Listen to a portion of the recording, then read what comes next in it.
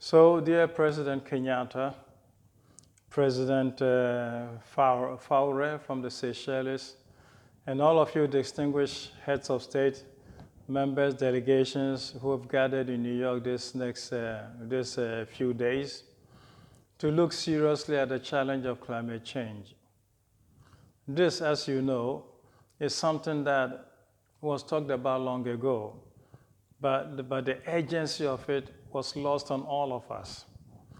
In 2015, for example, Pope Francis asked our office to look at that issue, climate change, concern for the earth, and concern for the poor.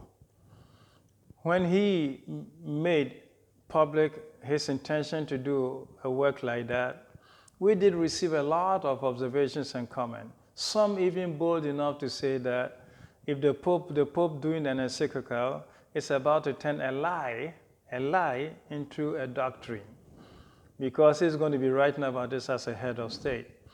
And he related, this person who wrote to us related that lie even to Al Gore. And that is that the Pope was about to turn a lie into a doctrine. As we see now, it wasn't a question of the Pope turning a lie into a doctrine. It was a question of the Pope sharing a prophetic vision that he had about humanity, about its future, and about the present conduct of all of us, inviting us, therefore, to a swift change of course. In his encyclical, he calls for ecological conversion.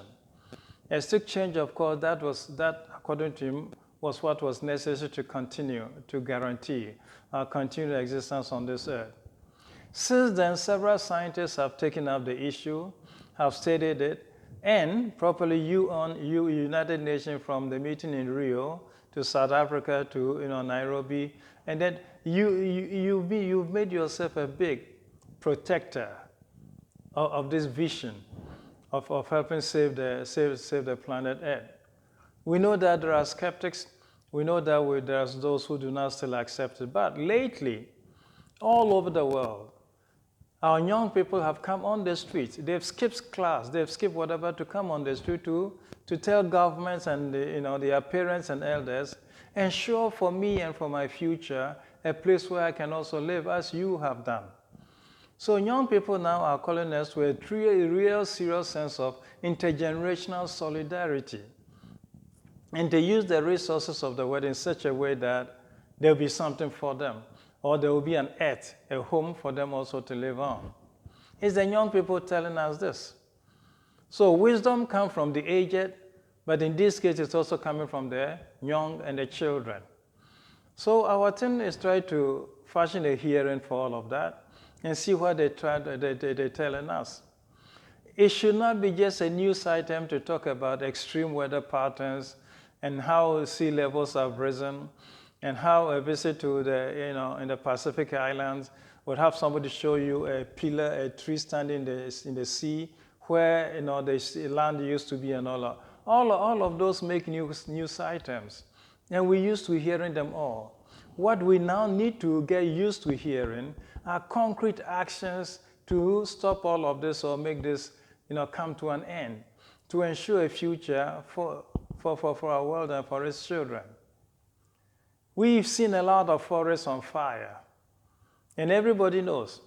I, coming from Ghana in a tropical area, I know that when you burn a virgin forest and you try to replace it with trees, you get a plantation of trees, you don't get that forest back. The biodiversity that characterizes the forest is gone, and is gone forever. Similar attention is now being drawn to animal species and birds, which are also disappearing. So my dear friends, the beauty of the garden, which was entrusted to us and made our home at the beginning, for those who are Christians and believe in scriptures, in the book of Genesis, we're making that garden a wilderness. The care and the attention that a garden deserves is being denied it, and denied this care and attention. What we have is that the garden is becoming a desert. So let's get concrete.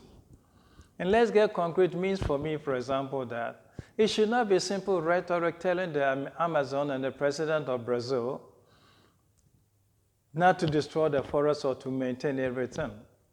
For me, the real message should be Recognizing the contribution of Brazil and the Amazon to the well-being of humanity, humanity should also be committed to helping Brazil realize its economic challenges and economic needs by the help that we grant Brazil.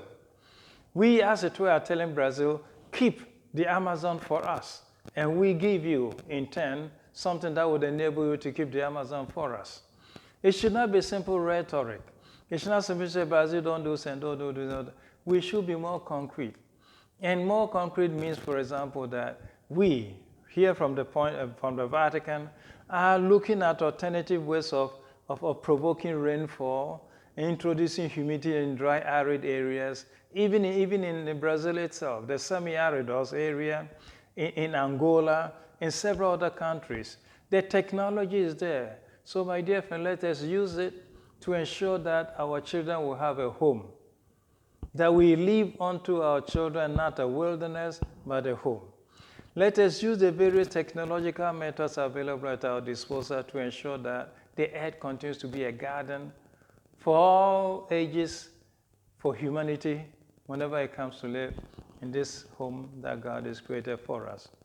So let us all commit to common home, and let us make this home also common to all of us in the way that it supports and provides the means for our livelihood.